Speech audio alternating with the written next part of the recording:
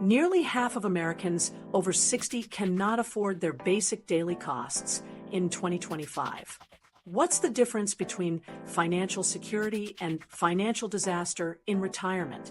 The decisions these seniors made in their 30s cost them hundreds of thousands of dollars by retirement. I'm about to show you intimate interviews with older Americans who are living the consequences of financial choices they thought were smart at the time. Their honest reflections about money, debt, and retirement planning reveal truths that could transform your financial future if you act on them now. These aren't stories of reckless spending or gambling losses. These are careful people who made what seemed like reasonable decisions that turned into financial nightmares. The 401k withdrawal disaster. Dorothy sits across from me in her small apartment, wearing her retail uniform after an 8-hour shift. At 67, she should be enjoying retirement, maybe traveling or spending time with grandchildren.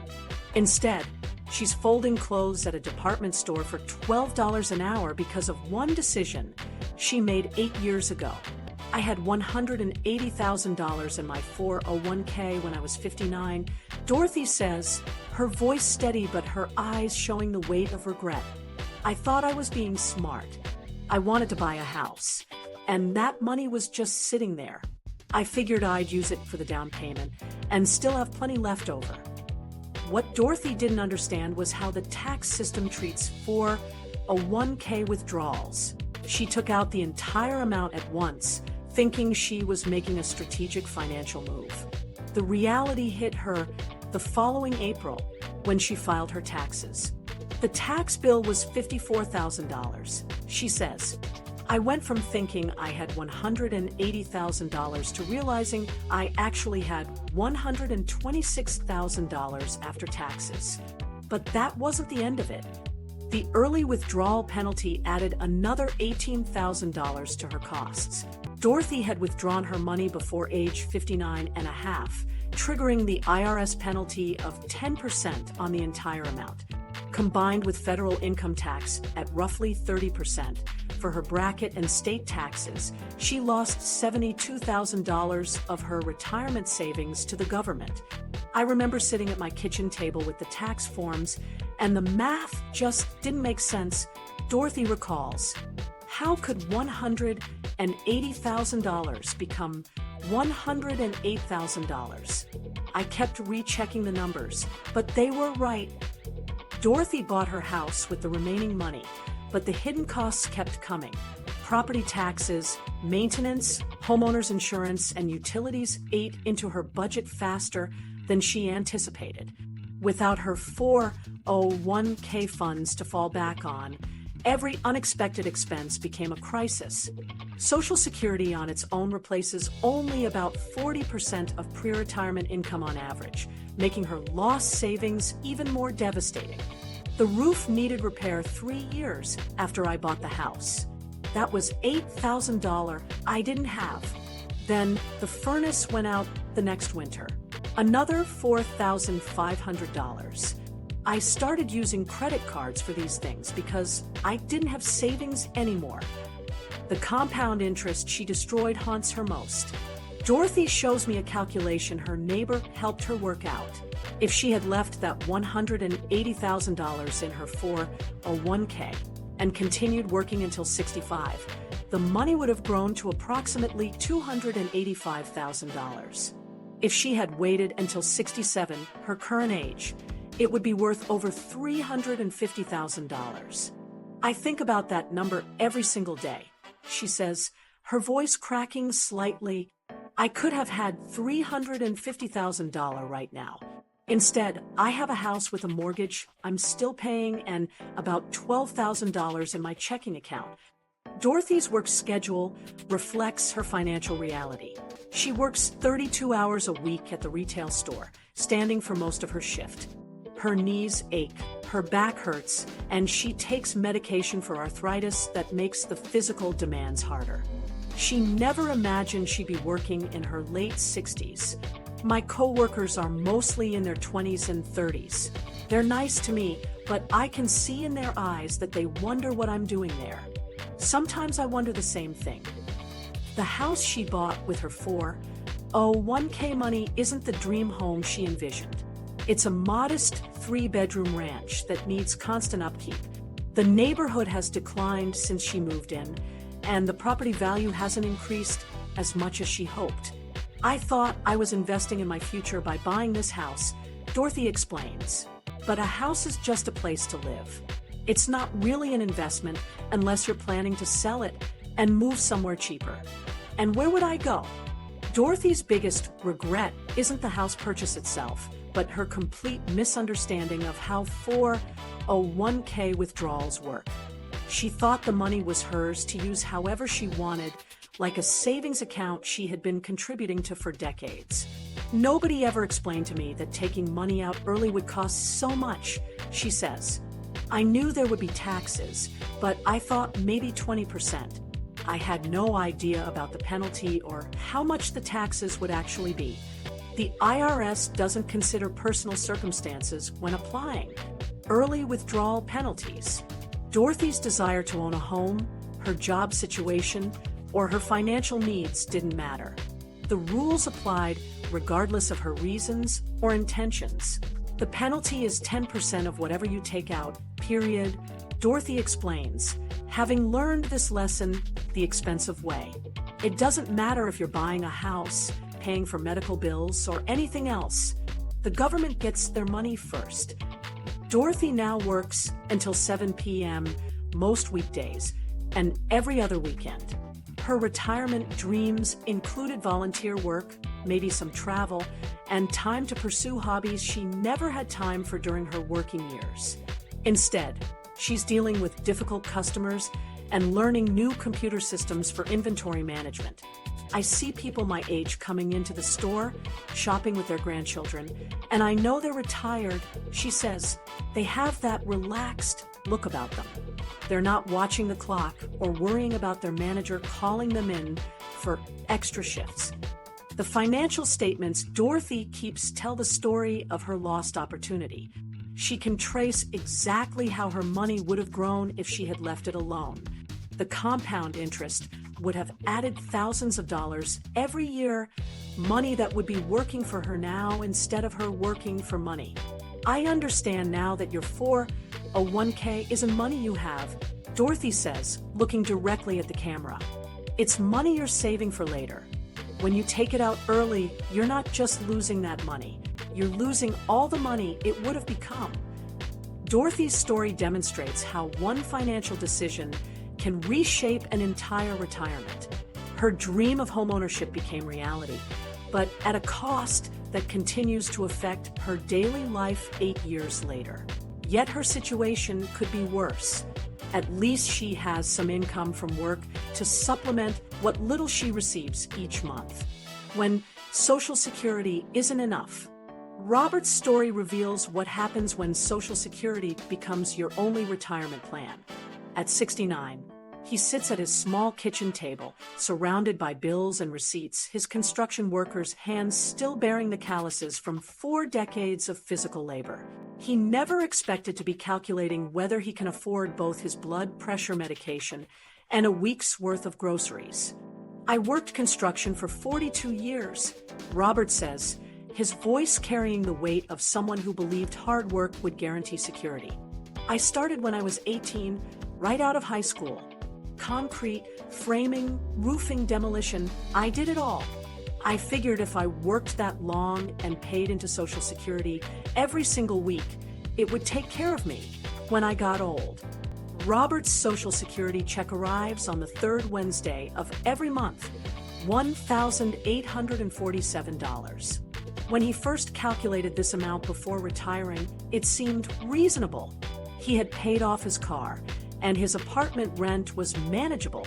He thought he could live modestly, but comfortably on nearly $1,900 a month. The problem is everything else kept going up while my check stayed basically the same, Robert explains, spreading out his monthly bills across the table. My rent is $1,200 now. 3 years ago, it was $950 for the same apartment. The landlord raises it every year, and there's nothing I can do about it. After rent, Robert has $647 remaining for every other expense in his life. Food, utilities, phone, transportation, medication, clothing, and any unexpected costs must fit within this budget. The math becomes brutal when broken down by category. His electric bill averages $110 in summer months when he runs the air conditioning and $85 in winter. The gas bill adds another $45 monthly. His phone costs $35. Car insurance is $90. These basic utilities alone consume $270 of his remaining $647, leaving $377 for food, medicine, gas, and everything else. Robert pulls out a grocery receipt from 3 days ago. The total is $89.34 for basic items: bread, milk, eggs, ground beef, chicken, rice, canned vegetables, and fruit.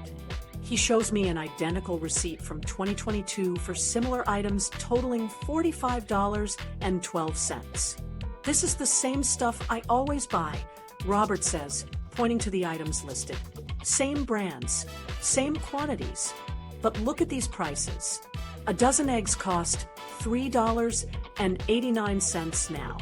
They were $1.79 3 years ago. Ground beef went from $4.99 a pound to $7.49. Everything doubled, but my Social Security didn't double. The Social Security Administration's cost of living adjustment for 2025 increased Robert's monthly benefit by approximately $49.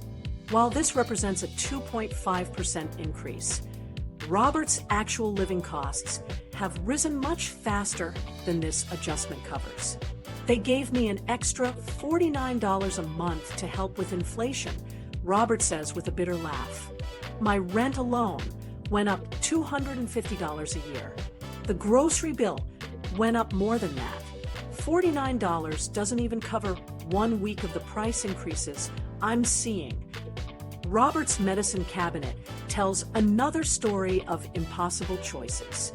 He takes medication for high blood pressure, diabetes, and arthritis. Even with Medicare coverage, his monthly prescription costs total $180. Some months, when money is particularly tight, he skips doses or tries to stretch his medications longer than prescribed. I never thought I'd be the kind of person who has to choose between food and medicine, Robert admits, his weathered hands shaking slightly as he organizes pill bottles. But there are weeks when I look at my bank account and I have to make that choice. Sometimes I buy the medicine and eat beans and rice for a week. Sometimes I buy groceries and hope my blood pressure doesn't spike too bad. The physical toll of construction work means Robert's body is breaking down faster than his finances can support repairs. His knees ache from decades of kneeling on concrete. His back problems stem from years of heavy lifting. His hands are arthritic from repetitive motions with tools and machinery. Robert works part-time at a local hardware store, earning $13 an hour for 20 hours a week. This adds approximately $260 to his monthly income after taxes. The job requires him to stand for his entire shift, lift heavy items, and help customers load lumber and supplies into their vehicles. I'm not working there because I enjoy it, Robert says frankly. I'm working there because I can't survive on Social Security alone. My boss is nice enough, and my coworkers don't treat me bad, but I'm 69 years old loading bags of concrete mix into pickup trucks. This isn't how I pictured retirement. Robert's apartment is a one-bedroom unit in a complex built in the 1970s. The carpet is worn, the appliances are old, and the walls are thin enough that he hears his neighbors' conversations. He can't afford to move to a nicer place, and he can't afford the potential rent increases that come with moving. I look around this place and think about all the houses I helped build over the years, Robert reflects. Beautiful homes with granite countertops and hardwood floors. I put my sweat into making those places perfect, for other families. Now, I'm living in a place that's falling apart, and I can't afford to fix it or leave it. Robert's understanding of Social Security's limitations came too late to change his situation. He believed the program would provide enough income for basic retirement living, not realizing it was designed to supplement other retirement savings rather than replace them entirely. Nobody ever told me Social Security was just part of retirement planning, Robert says. I thought if you worked and paid in for 40 years, it would take care of you. I was wrong. But even when people do try to save for retirement, they sometimes make mistakes that are just as costly as not saving at all. Sometimes the problem isn't a lack of planning, but a fundamental misunderstanding of how retirement accounts actually work. The Roth IRA mystery. Patricia discovered this the hard way when she opened her first retirement account. At 58, she sits in her living room, holding a folder of financial documents that represent one of the most frustrating discoveries of her life. She finally understood how Roth IRAs actually work, but the lesson came 6 years too late and cost her thousands of dollars in lost growth. I was so proud of myself when I opened that Roth IRA, Patricia says, her voice carrying a mix of embarrassment and frustration. I was 52, and I had been putting off retirement planning for years. I kept telling myself I'd start next month, next year, when I had more money. Finally, I walked into the bank and said I wanted to open a retirement account. The bank representative helped Patricia open a Roth IRA and explained the contribution limits and tax advantages. Patricia felt relieved to finally be taking control of her retirement planning. She deposited $8,000 from her savings account, the maximum contribution allowed for someone her age at the time. I remember walking out of that bank feeling like I had accomplished something important, Patricia recalls. I thought I was being financially responsible. I had opened a retirement account and put money in it. I figured the hard part was over. For the next 6 years, Patricia received quarterly statements showing her Roth IRA balance. The account started at $8,000 and grew slowly but steadily. By 2024, the balance had reached $8,547. Patricia felt satisfied that her money was growing, even if the growth seemed modest. I thought the statements looked fine. Patricia explains, pulling out the quarterly reports. The balance was going up every quarter. It wasn't going up by much, but it was growing. I figured that's how retirement accounts work, slow and steady growth over time. What Patricia didn't realize was that her $8,000 was sitting in the Roth IRA's default money market account, earning approximately 0.1% interest annually. The account was designed as a temporary holding place for contributions before they were invested in mutual funds, stocks, or other securities that could generate higher returns over time. Patricia's financial situation changed when she turned 58 and decided to meet with a financial advisor to review her retirement planning. She brought her Roth IRA statements, expecting praise for her 6 years of disciplined saving. Instead, the advisor's reaction was immediate shock. She looked at my statements and asked me what investment options I had chosen for the money. Patricia remembers, I told her I hadn't chosen any investments because I thought opening the account was the investment. That's when her jaw literally dropped. She couldn't believe the money had been sitting there earning basically nothing for 6 years. The financial advisor explained that opening a Roth IRA was only the first step in retirement investing. The money contributed to the account needed to be allocated to specific investments like mutual funds, index funds, or individual stocks to generate meaningful growth over time.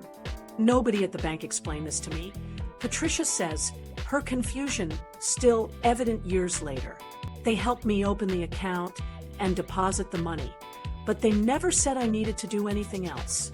I thought putting money in a retirement account meant it would automatically grow at retirement account rates. The advisor showed Patricia what her $8,000 could have become if it had been invested in a basic S&P 500 index fund instead of sitting in the money market account. Over 6 years, with average annual returns of approximately 10%, her initial $8,000 contribution could have grown to over $14,000 by 2024. When she showed me those numbers, I felt sick to my stomach. Patricia admits, I had done what I thought was the right thing, but I had basically wasted 6 years of potential growth. The money was just sitting there doing nothing while it could have been working for me. The advisor helped Patricia reallocate her Roth IRA funds into a diversified portfolio of index funds. Within 18 months of making this change, Patricia's account balance grew from $8,547 to over $12,000, demonstrating the power of proper investment allocation. Patricia's mistake illustrates a common misunderstanding about retirement accounts. Many people believe that opening an IRA or 401k automatically means their money is invested for growth. In reality, most retirement accounts require account holders to actively select their investment options. I had friends who talked about their 401k as growing by thousands of dollars every year. Patricia explains, I couldn't understand why mine was growing so slowly. Now, I know they were actually investing their money, while I was just storing mine. The lost opportunity keeps Patricia awake at night. She calculates regularly what her account balance would be if she had invested the money properly from the beginning.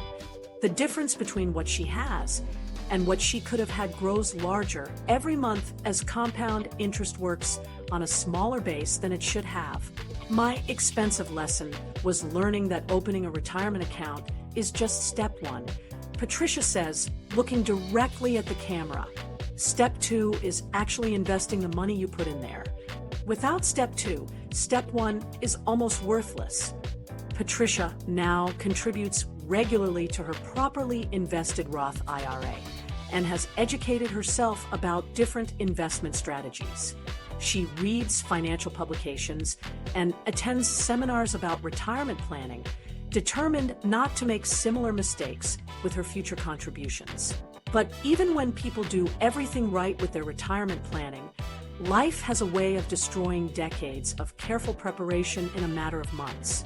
Sometimes the threat doesn't come from poor financial decisions or lack of knowledge. Sometimes it comes from circumstances completely beyond anyone's control. Debt that never dies. Frank and Martha sit at their dining room table, surrounded by credit card statements that tell the story of how quickly a medical emergency can destroy a lifetime of financial planning. At 71 and 68, they never imagined they would be drowning in $47,000 of high-interest debt that grows faster than they can pay it down. We weren't spenders, Martha says, her voice quiet but firm. We didn't go on expensive vacations or buy fancy cars. We lived in the same house for 30 years, drove our cars until they fell apart, and saved what we could. The debt didn't come from living beyond our means. Martha's cancer diagnosis in March 2023 changed everything. Even with Medicare and supplemental insurance, the out-of-pocket costs began immediately. Her first oncology appointment required a $400 copay. The CT scans, blood work, and specialist consultations added hundreds of dollars in additional costs before treatment even began. The insurance covered most of the big stuff, but the little things added up so fast. Martha explains, shuffling through medical bills. Every appointment had a copay. Every test had a deductible. The prescriptions were expensive even with coverage. We were spending $800 to $1,200 every month on medical costs that we never had before. Frank's income from his part-time job at a grocery store wasn't enough to cover these new expenses plus their regular bills. Their savings account had $8,500, which seemed adequate for small emergencies, but disappeared within the first 3 months of Martha's treatment. We started using credit cards to pay for groceries and utilities because all our cash was going to medical bills, Frank admits. We told ourselves it was temporary. Once Martha got better and the medical bills stopped, we'd pay the credit cards back quickly. The couple had 3 credit cards with relatively low balances before Martha's illness. Within 8 months, all 3 cards were maxed out. The medical expenses, combined with reduced income, when Frank had to miss work to take Martha to appointments, created a financial spiral they couldn't control. By December 2023, they owed $31,000 across the 3 cards. We were making the minimum payments on time every month. Frank says, pulling out a payment history he keeps meticulously documented. We never missed a payment for almost 2 years. Then in October 2024, I got the dates mixed up and paid 1 card 3 days late. That single late payment triggered penalty interest rates on all 3 credit cards. The primary card's interest rate jumped from 18% to 29.9% immediately. The other 2 cards increased their rates to 27.5% and 28.9% respectively, even though the late payment wasn't on those accounts. I called the credit card companies to explain what happened and asked them to reverse the penalty rates. Frank recalls, his voice heavy with exhaustion. They said the terms allowed them to increase rates for any late payment, and there was nothing they could do. One 3-day mistake cost us thousands of dollars in additional interest. Martha shows me a spreadsheet she created to track their payments and balances. In the 15 months since the penalty rates took effect, they have paid $15,847 in interest alone. Despite making minimum payments totaling $23,200 during this period, their total debt has grown to $47,000. Look at these numbers, Martha says, pointing to her calculations. We've paid over $15,000 in interest, but the balances keep going up. The minimum payments don't even cover the monthly interest charges anymore. We're paying the credit card companies just to stay in debt. Frank works as a delivery driver for a pharmacy, earning approximately $1,400 per month after taxes. His entire paycheck goes toward credit card minimum payments, which total $1,380 monthly. This leaves $20 for any other expenses, forcing them to use credit cards for necessities like gas and groceries. I'm 71 years old, driving around town delivering prescriptions to people who are probably younger and healthier than I am. Frank says, my back hurts, my knees hurt, and I'm working 35 hours a week just to pay interest on debt that never gets smaller. The compound interest working against them has created a mathematical prison. With penalty interest rates near 30%, their debt doubles approximately every 2.4 years if they only make minimum payments. The credit card companies receive $1,200 monthly from Frank and Martha, but the principal balances continue growing. Their house, purchased in 1994 and fully paid off in 2019, represents their only significant asset. The property has appreciated to approximately $180,000, creating equity they never thought they would need to access. Now, a reverse mortgage feels like their only escape from the debt spiral. We worked 30 years to pay off this house, Frank says, looking around their modest living room. It was supposed to be our security in retirement. Now we're talking about borrowing against it just to pay off credit cards. It feels like we're throwing away everything we worked for. Frank's exhaustion is evident in every word he speaks about their situation. The man who worked steadily for 45 years and saved diligently for retirement now spends sleepless nights calculating payment schedules and interest rates that seem designed to keep them trapped forever. One medical emergency destroyed 30 years of financial planning, Frank says, staring at the credit card statements spread across the table. We did everything we thought we were supposed to do, but it wasn't enough. But sometimes the threat to retirement security doesn't come from unexpected medical bills or credit card debt. Sometimes it comes from the trap. one asset people Susan trust sits in her kitchen, most to protect surrounded their by financial home future. improvement Catalogs she never got to use, and bank statements that tell the story of how good intentions can lead to financial disaster. At 68, she faces the very real possibility of losing the home she spent 30 years paying off, all because she tried to help her adult children when they needed her most.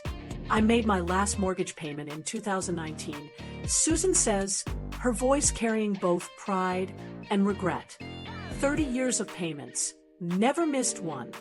I remember writing that final check and thinking I had won some kind of lottery. The house was mine, completely mine. No bank could take it away from me anymore. Susan's 3-bedroom colonial in a quiet suburb had appreciated steadily over the decades. When she had it appraised in early 2024, the value came in at $380,000. For someone living on Social Security and a small pension totaling $2,100 monthly, seeing that number on paper felt like discovering hidden wealth. I kept looking at that appraisal, thinking about all that money just sitting there in the house. Susan recalls, "My neighbor told me about home equity lines of credit, how you could borrow against your house for improvements or emergencies.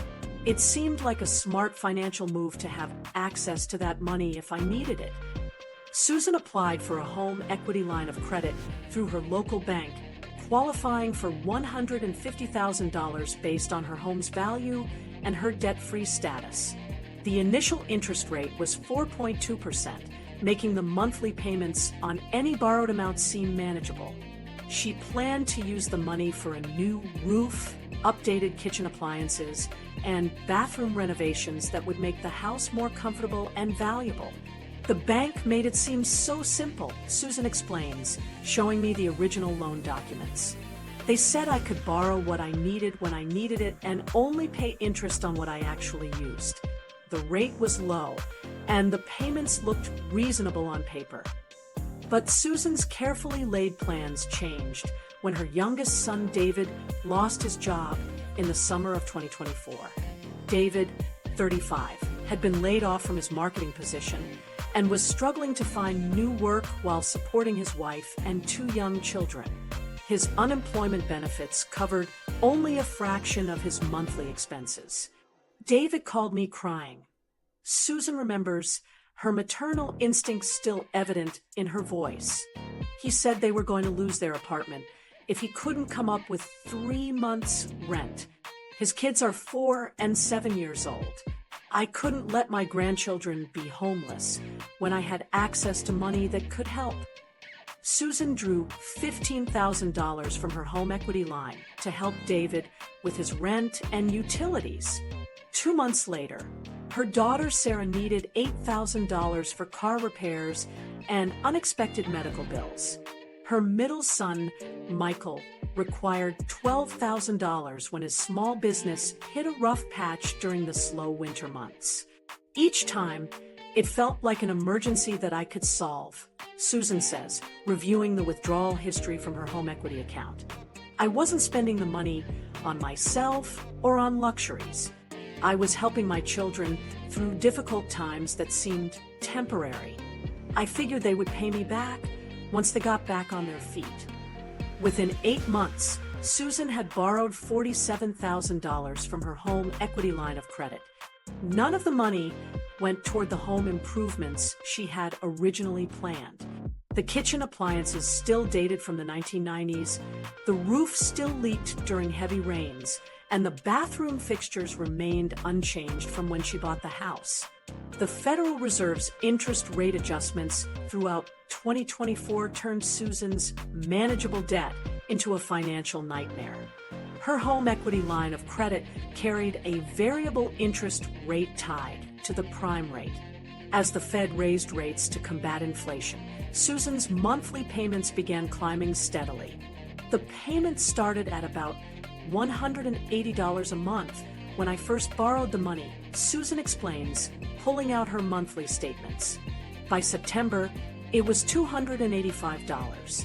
By December, it hit $390. Now, it's $520 a month, and the rate is 8.5%. That's more than a quarter of my entire monthly income going to pay interest on money I borrowed to help my kids. Susan's fixed retirement income cannot absorb these increasing payments. Her Social Security provides $1,680 monthly, while her small pension adds another $420. After paying property taxes, utilities, groceries, and basic living expenses, she has little flexibility in her budget for growing debt payments. The situation became more painful when Susan realized her children could not repay the money she had lent them. David found a new job, but at 30% lower pay than his previous position. Sarah's family budget was stretched thin, with 2 children in daycare. Michael's business was still struggling to recover from its earlier problems.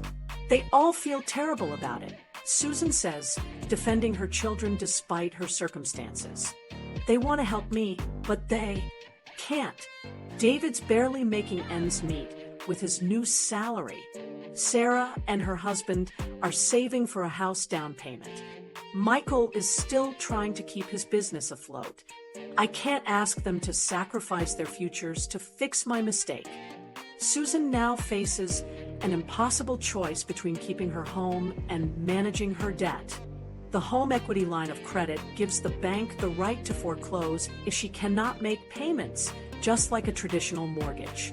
The house she thought she owned free and clear has become collateral for debt she cannot afford to service. I worked 30 years to pay off this house, so I would have security in retirement, Susan says, looking around her kitchen where she has made countless family meals. Now, I might lose it because I tried to help my children. The generosity that felt so right at the time has become the thing that might destroy everything I worked for. But even when people manage to avoid debt traps and keep their homes, retirement can still be derailed by expenses that no amount of planning seems adequate to cover. Healthcare costs that destroy savings. Margaret discovered this when her stroke recovery consumed her life savings faster than she had accumulated it over 35 years. At 70, she sits in her living room, surrounded by medical bills and insurance forms that represent the destruction of careful financial planning. In just 18 months, stroke recovery costs have burned through $86,000 of her retirement savings. I was so proud of my savings account, Margaret says, holding a bank statement from 2023 showing a balance of $320,000. 35 years of putting money away every month, never touching it except for true emergencies. I thought I had built enough of a cushion to handle whatever retirement threw at me. Margaret's stroke happened on a Tuesday morning in March 2024 while she was gardening in her backyard. The ambulance, emergency room, and 5-day hospital stay were covered almost entirely by Medicare. The initial medical bills totaled over $47,000, but her out-of-pocket costs were less than $2,000. She felt relieved that her insurance had protected her from financial devastation. The hospital stay was expensive, but Medicare handled it, Margaret recalls. I remember thinking how grateful I was to have good insurance. The doctor said I was lucky, the stroke was relatively minor, and with proper rehabilitation, I could recover most of my function. I thought the hard part was over. Margaret's real financial nightmare began when she left the hospital and started the long process of stroke recovery. Her doctor recommended intensive physical therapy 3 times a week, occupational therapy twice a week, and speech therapy twice a week to help restore her mobility, coordination, and communication skills. That's when I discovered what Medicare doesn't cover, Margaret explains, pulling out a folder thick with therapy bills. Physical therapy has a cap. Occupational therapy has a cap. Once you hit those limits, you're on your own. The therapist told me I needed continued treatment to keep improving, but Medicare was done paying. Margaret's physical therapy sessions cost $185 each without insurance coverage. Her occupational therapy runs $160 per session. Speech therapy adds another $145 per appointment. With her recommended schedule of 7 sessions per week, her therapy costs alone total $1,295 weekly, or approximately $5,180 monthly. Margaret's stroke affected her left side, making it difficult for her to dress herself, prepare meals, and manage household tasks safely. Her doctor recommended in-home care assistance for 4 hours daily to help with personal care, meal preparation, and medication management. This service costs $28 per hour in her area. The home health aide comes Monday through Friday from 10 a.m. to 2 p.m., Margaret explains. She helps me shower safely, prepares my lunch, organizes my medications, and does light housekeeping. It costs $560 per week, but I can't function safely without help. I tried to do everything myself and fell twice in the first month. Margaret's monthly health care expenses now total $4,825 for therapy and home care assistance. Her Medicare supplement insurance covers some additional costs, but the bulk of her stroke-related care falls outside traditional Medicare coverage boundaries. Her prescription medications add another $240 monthly to her healthcare expenses. My daughter created a spreadsheet to track where my money was going, Margaret says, as her daughter Linda shows me the detailed financial records. Every month, we watch $4,800 to $5,000 disappear from my savings account. It's like watching my security evaporate in real time. Linda's spreadsheet reveals the brutal mathematics of healthcare costs consuming retirement savings. In March 2024, Margaret's account balance was $318,000 after initial hospital costs. By September 2024, 6 months of therapy and home care had reduced it to $289,000. By December 2024, the balance had dropped to $264,000. We're losing about $4,800 every month, Linda explains, pointing to the monthly totals. At this rate, my mother's entire life savings will be gone in about 4.5 years. She's 70 years old and could live another 15 or 20 years. The math is terrifying. Margaret's stroke recovery is progressing, but slowly. Her physical therapist estimates she needs at least another year of intensive therapy to regain maximum function. Her occupational therapist believes 2 years of continued treatment would provide the best outcomes. The long timeline means her current monthly expenses will continue indefinitely. Margaret researched long-term care insurance when she was 62, but decided against purchasing a policy. The annual premiums ranged from $2,400 to $4,200, which seemed expensive for coverage she might never need. Her financial advisor had not strongly recommended the insurance, focusing instead on maximizing her retirement savings. I looked at long-term care insurance, but it seemed like such a waste of money, Margaret admits. I was healthy, active, and couldn't imagine needing that kind of care. The premiums seemed better invested in my savings account, where I could earn interest. Now I understand why they call it insurance. It's for things you don't expect to happen. Margaret's greatest fear extends beyond her own financial security to the impact on her family. Linda has already contributed $3,000 toward her mother's care expenses and worries about her own retirement savings being depleted by her mother's ongoing needs. I lie awake at night thinking about becoming a burden on my children, Margaret says, her voice heavy with worry. Linda has her own family and retirement to think about. I saved all this money so I could take care of myself, but healthcare costs are eating it faster than I ever imagined possible. But healthcare costs aren't the only threat to retirement savings. Sometimes the danger comes from decisions that seem smart at the time, like leaving work early to enjoy retirement while you're still healthy enough to make the most of it. The early retirement mistake. James discovered this when he retired at 62, thinking he had outsmarted the system. At 65, he sits in his home office, calculator in hand, trying to figure out how many years his remaining savings will actually last. 3 years later, he understands why financial advisors warn against leaving the workforce too early. I had it all planned out. James says, pulling out a worn notebook filled with retirement calculations from 2022. I had $450,000 saved up, and I was burned out from 35 years in corporate management. The stress was killing me. 60-hour weeks, constant travel, office politics that never ended. I figured I had enough money to retire comfortably, especially with Social Security starting right away. James calculated that his savings would provide approximately $18,000 annually using the standard 4% withdrawal rule, plus his early Social Security benefits.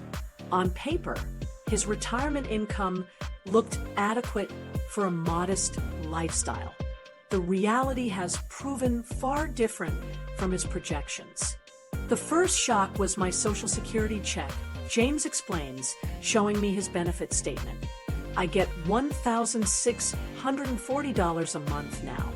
If I had waited until my full retirement age of 67, I would be getting $2,400 monthly. That's $760 less every single month for the rest of my life, because I couldn't wait 5 more years. The mathematics of James's early Social Security claiming decision are brutal over his expected lifetime.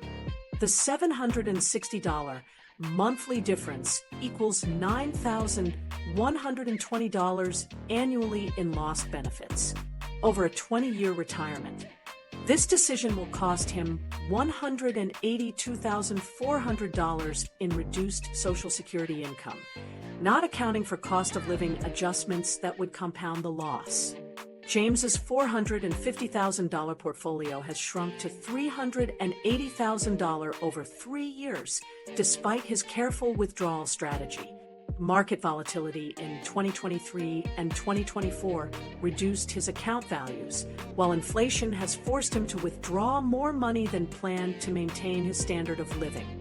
I started by taking out $1,500 a month from my savings, James recalls, reviewing his withdrawal history. But inflation hit everything. Groceries, utilities, insurance, medicine, everything costs more now. I'm taking out about $2,100 a month just to cover basic expenses. That's way more than the 4% rule allows. Healthcare costs have become James's biggest budget shock. When he worked, his employer provided comprehensive health insurance for $180 monthly. In retirement, comparable coverage through the Affordable Care Act marketplace costs $890 per month, with higher deductibles and copays than his previous plan. Nobody told me health insurance would cost almost $900 a month. James says his frustration evident. That's nearly $11,000 a year just for insurance premiums, not counting actual medical expenses. When I calculated my retirement budget, I estimated maybe $300 monthly for health care. I was off by $600 every month. James's Medicare eligibility doesn't begin until age 65, leaving him in the expensive individual insurance market for 3 years. His monthly premiums consume more than half of his Social Security income, forcing him to rely heavily on his savings for living expenses. Retirement brought unexpected expenses James hadn't considered during his working years. With unlimited free time, he began pursuing hobbies and activities that seemed reasonable but added up quickly. Golf club memberships, fishing equipment, woodworking tools, and weekend trips filled his calendar and drained his budget. When you're working all the time, You don't spend much money on entertainment, James reflects. Retirement gave me time to do things I always wanted to try. Golf lessons, fishing trips, upgrading my workshop. Each thing seemed small, but together they added thousands to my annual expenses. By late 2024, James realized his retirement wasn't sustainable at its current spending rate. He began exploring returning to work, expecting his experience and skills would make finding employment straightforward. The reality of job searching at 64 has been humbling and unsuccessful. I applied for consulting positions, part-time management roles, even entry-level jobs in my field, James says, showing me a folder of rejection letters. Most companies don't even respond to my applications. The few interviews I got made it clear they wanted someone younger. They don't say that directly, but you can tell. Age discrimination in hiring has proven more pervasive than James anticipated. His 35 years of management experience, which he viewed as an asset, seems to work against him in a job market that favors younger, less expensive workers. Employers appear concerned about older workers' adaptability, health insurance costs, and long-term commitment. James's attempts to find suitable part-time work have been equally frustrating. Retail and service jobs don't utilize his skills and pay wages that barely impact his financial situation. Professional consulting opportunities are rare and inconsistent, providing no reliable income stream. I never imagined I'd be unemployable at 64, James admits, his voice heavy with disappointment. I managed teams, handled million-dollar budgets, and solved complex problems for decades. Now I can't get hired to work 20 hours a week at a fraction of my previous salary. James now spends his days in his home office, running financial projections that show his remaining $380,000 lasting perhaps 12 to 15 years at his current spending rate, with potential longevity extending into his 80s or 90s. The numbers reveal a significant shortfall in his retirement planning. Retiring early seemed like freedom, but it became a financial trap, James says, staring at his latest calculations. I can't go back and undo the decision to leave work at 62, and I can't undo claiming Social Security early. Those choices are permanent, and I have to live with the consequences for the rest of my life. But James's mistake wasn't just about timing his retirement poorly. Sometimes the biggest financial disasters come from decisions that seem like the safest possible choices. Investment mistakes that compound. Carol discovered this when her conservative investment strategy became her biggest mistake. At 72, she sits in her small apartment, surrounded by bank statements and certificates of deposit that represent 25 years of careful saving and financial discipline. She never imagined that avoiding risk would leave her working part-time at a grocery store, but the numbers tell a story of opportunity lost to fear. I was so careful with my money, Carol says, holding a CD statement from 1999 showing a 3.2% interest rate. I put every penny I could save into certificates of deposit and high-yield savings accounts. I never wanted to risk losing my hard-earned money in the stock market. It seemed like gambling to me. Carol began saving for retirement in 1999 when she was 47 years old. She opened a savings account specifically for retirement and committed to depositing $400 monthly regardless of other financial pressures. Her discipline was remarkable. She never missed a monthly contribution for 25 years, even during periods of unemployment or financial stress. I read about people losing their life savings in stock market crashes. Carol explains, showing me newspaper clippings she kept from the dot-com crash of 2000 and the financial crisis of 2008. Every time the market went down, I felt relieved that my money was safe in the bank. I thought I was being smart by avoiding all that risk. Carol's investment strategy focused entirely on FDIC-insured accounts and government-backed securities. Her money earned between 1% and 3% annually, depending on interest rate cycles. During the 25-year period, she accumulated $180,000 through consistent contributions and modest compound interest. What Carol didn't understand was how inflation was quietly eroding her purchasing power throughout those 25 years. While her account balance grew from $0 to $180,000, the buying power of that money was shrinking consistently. Inflation averaged 2.8% annually during her saving period, significantly outpacing her investment returns. "I never thought about inflation back then," Carol admits. "I just looked at the dollar amounts in my account and felt like I was building wealth. Nobody explained to me that $180,000 today doesn't buy what $180,000 would have bought when I started saving."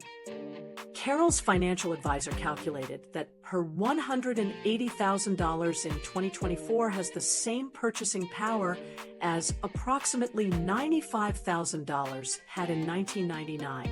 Despite 25 years of disciplined saving, her money actually lost value in real terms. Her conservative strategy had failed to preserve her wealth, let alone grow it. Carol's story becomes more painful when compared to her former co-worker Tom, who started saving at the same time but chose a different strategy. Tom invested his monthly $400 contributions in simple S&P 500 index funds through his employer's 401k plan. His account experienced market volatility, declining significantly during the 2008 financial crisis and recovering slowly afterward. Tom used to come to work stressed about his retirement account. Carol remembers, during 2008, he lost about 40% of his money on paper. "I felt so grateful that my money was safe in CDs while his was disappearing. I thought I was the smart one." Tom's index fund investments, despite the dramatic short-term losses, recovered and continued growing over the 25-year period. His account balance reached over $420,000 by 2024, more than double Carol's total savings. The compound growth of stock market returns had overcome the periodic crashes and volatility. Tom retired at 65 with enough money to travel and enjoy himself. Carol says he stopped working completely and moved to Florida. "Meanwhile, I'm still working at 72 because $180,000 isn't enough to retire on. The person I thought was taking foolish risks ended up with twice as much money as me."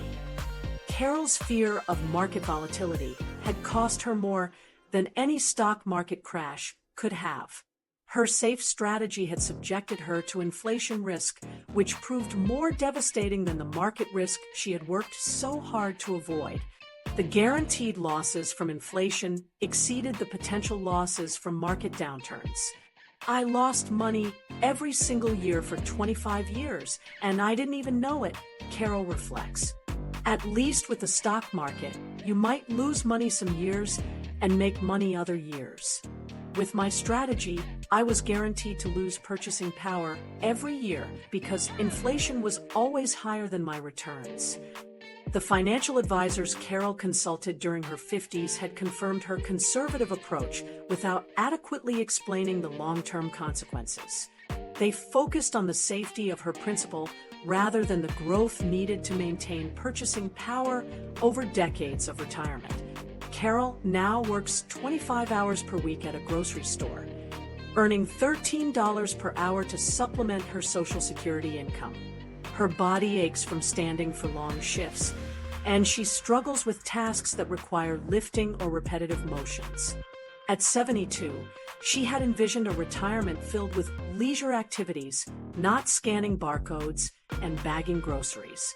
Being too conservative with retirement investments is actually the riskiest strategy, Carol says. "I learned that lesson 25 years too late." But Carol's financial struggles pale in comparison to those facing people who must choose between their own retirement security and their family's immediate needs. When multiple generations depend on one generation's income, retirement planning becomes this reality every morning at 5:30 a.m., coffee in hand, calculating expenses before heading to another 10-hour workday. At 64, she should be thinking about retirement planning and maybe reducing her hours. Instead, she's working overtime shifts as a hospital administrator while financially supporting both her 89-year-old mother and her 42-year-old son who lost his engineering job 8 months ago. I never planned to be the bank for my entire family, Linda says, exhaustion evident in her voice. But when your mother needs care and your son can't make his mortgage payments, what choice do you have? You figure it out somehow, even if it means your own future gets pushed aside. Linda's mother, Eleanor, developed dementia in 2023 and could no longer live safely in her own home. After Eleanor fell twice in 1 week and left the stove on overnight, Linda knew assisted living was the only option. The facility Eleanor now calls home costs $4,200 monthly for basic care, medication management, and meals. Mom's Social Security is $1,680 a month, and she has about $18,000 in savings. Linda explains, showing me the financial breakdown she's calculated dozens of times. That leaves $2,520 every month that has to come from somewhere. I'm the somewhere. Linda's son David lost his job as a software engineer when his company downsized in March 2024. His unemployment benefits provide $1,400 monthly, but his mortgage payment alone is $2,100. With 2 teenagers still at home, David's family expenses far exceed his reduced income. Linda has been covering the $700 monthly shortfall to prevent foreclosure on David's house. David keeps saying it's temporary, that he'll find another job soon and pay me back, Linda says, her voice carrying both love and worry. But it's been 8 months now. The tech industry is brutal right now, and he's 42 competing against people in their 20s who will work for less money. Every month, I'm writing checks to keep his family afloat.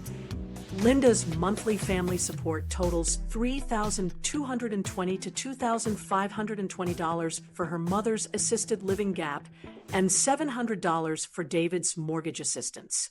This amount represents more than half of Linda's take-home pay from her hospital job, where she earns $68,000 annually as a department administrator. I bring home about $4,100 a month after taxes and insurance, Linda calculates, showing me her pay stubs. After helping Mom and David, I have $880 left for my own rent, utilities, groceries, car payment, and everything else. It's not enough, so I work overtime whenever I can get it. Linda's overtime shifts at the hospital are physically demanding.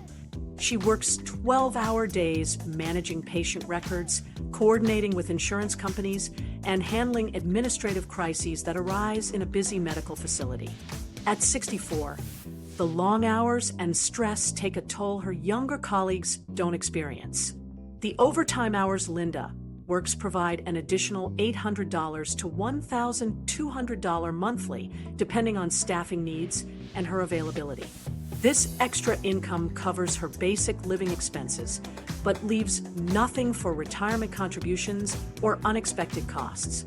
Linda stopped contributing to her 401k 3 years ago when her family's financial needs began overwhelming her budget. I haven't put a penny into my retirement account since 2022, Linda says, showing me her 401k statement with a balance of $147,000. That money just sits there earning whatever the market gives it, but it's not growing from contributions anymore. Every dollar I might have saved for retirement is going to keep my family from falling apart. Linda's retirement account balance has remained essentially flat for 3 years. Market gains have been offset by fees and lack of new contributions, leaving her no closer to retirement security than she was when the family financial crisis began. Her original plan to retire at 65 seems increasingly unrealistic. Linda's siblings live in other states and contribute nothing to their mother's care costs. Her brother in California claims his cost of living is too high to help financially. Her sister in Texas says her husband's medical bills prevent her from contributing to Eleanor's expenses. Linda has become the default family financial resource. My brother makes more money than I do, but somehow he can't spare $500 a month to help with mom's care. Linda says, her frustration evident. My sister goes on vacation twice a year, but can't help with assisted living costs. They both assume I'll handle everything because I'm single and don't have my own family to support. But David is my family too. The emotional weight of being everyone's financial solution affects Linda's sleep and mental health. She lies awake most nights running calculations, trying to figure out how long she can sustain this level of financial support. The math never works out favorably, regardless of how she adjusts the numbers. Linda's situation represents the harsh reality facing nearly half of middle-aged Americans who find themselves supporting both aging parents and struggling adult children. The sandwich generation sacrifices their own financial security to meet family obligations that seem to have no end in sight. I never wanted to be in this position, Linda concludes, gathering her papers before heading to work. But when your family needs help, you help. The problem is nobody else in the family seems to understand that helping them means I can't help myself anymore. But Linda's financial sacrifices for family pale in comparison to the permanent mistakes people make when desperation forces them into decisions they can never undo. Social Security timing regrets. Michael's desperation led him to make one of these irreversible choices. At 69, he sits in his modest living room, holding Social Security statements that document one of the most expensive decisions of his life. He receives $1,580 monthly from Social Security, but the papers in his hands show he could be receiving $2,900 if he had made different choices 7 years ago. I was 62 and had been out of work for 8 months, Michael explains, his voice carrying the weight of permanent regret. My unemployment benefits had run out, and I was burning through my savings just to pay rent and buy groceries. I kept applying for jobs, but nobody wanted to hire someone my age. I felt like I had no choice but to start collecting Social Security. Michael's unemployment began when his manufacturing company closed its local plant in 2018. At 61, he thought his 25 years of experience would make finding new work straightforward. The reality proved far different as months passed without job offers or even interviews. I applied everywhere, Michael recalls, showing me a notebook where he tracked his job search efforts. Factories, warehouses, retail stores, even fast food places. Most didn't bother responding to my applications. The few interviews I got made it clear they wanted younger workers who would accept lower wages. The financial pressure mounted quickly during Michael's unemployment. His mortgage payment was $1,100 monthly, and his health insurance through COBRA cost $680. Property taxes, utilities, and basic living expenses consumed his savings faster than he had anticipated when he first lost his job. I watched my savings account balance drop every month, Michael says, pulling out bank statements from 2018. I started with about $35,000 in savings, but it was disappearing at $2,500 a month just for basic expenses. I calculated I had maybe 14 months before I'd be completely broke. When Michael turned 62, claiming Social Security seemed like his only option to avoid financial disaster. He filed for benefits immediately, receiving his first check of $1,580 6 weeks later. The money provided enough income to cover his basic expenses while he continued searching for work. That first Social Security check felt like a lifeline. Michael remembers, I could pay my mortgage and utilities without draining my savings anymore. I thought I was making a smart decision to start collecting benefits as soon as I was eligible. What Michael didn't understand was how permanently claiming Social Security at 62 would reduce his monthly benefits for the rest of his life. His full retirement age was 66, and waiting until then would have increased his monthly payment to $2,320. The difference between early claiming and full retirement age claiming was $740 monthly. Nobody explained to me that the reduction was permanent. Michael says, his frustration evident. I thought maybe I'd get less money for a few years, then it would adjust up to the full amount. I had no idea that claiming early meant taking a 32% cut in benefits forever.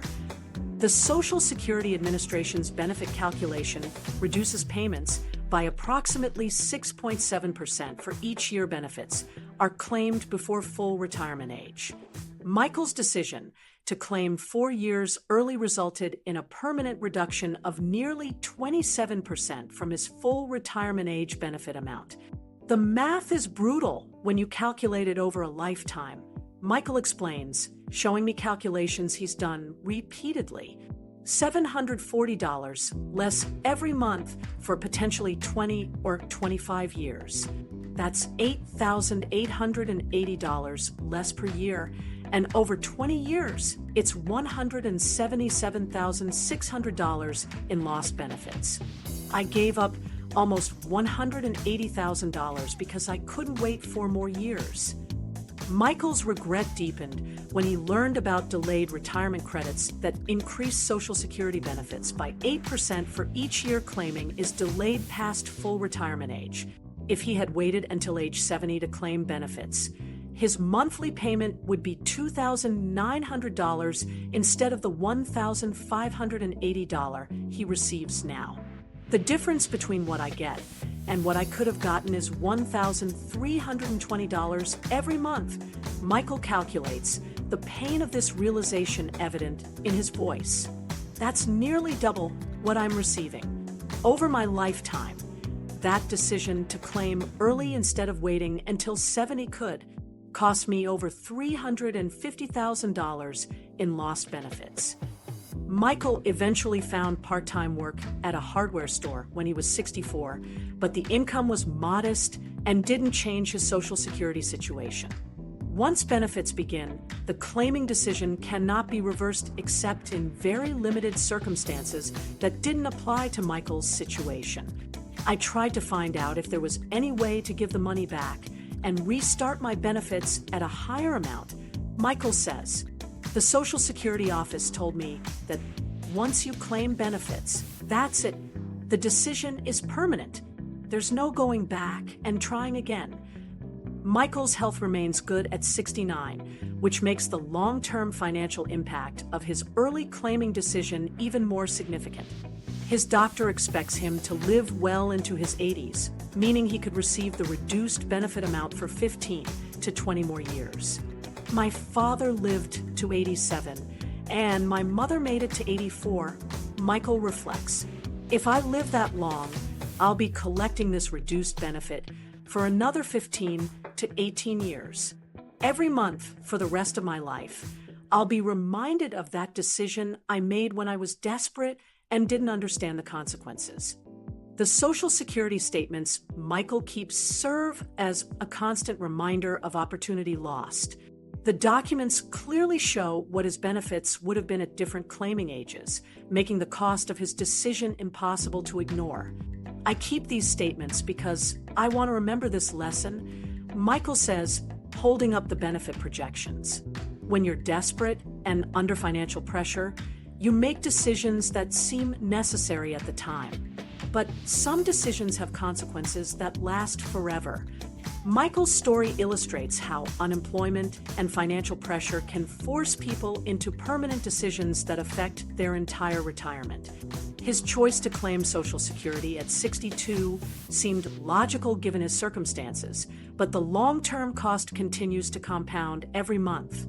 Yet despite the weight of these permanent mistakes, something unexpected emerges from these conversations with seniors facing financial hardship. Starting over at 70, the resilience these seniors show in rebuilding their financial lives reveals something remarkable about human adaptability. Each person has found ways to move forward despite making costly mistakes that seem impossible to overcome.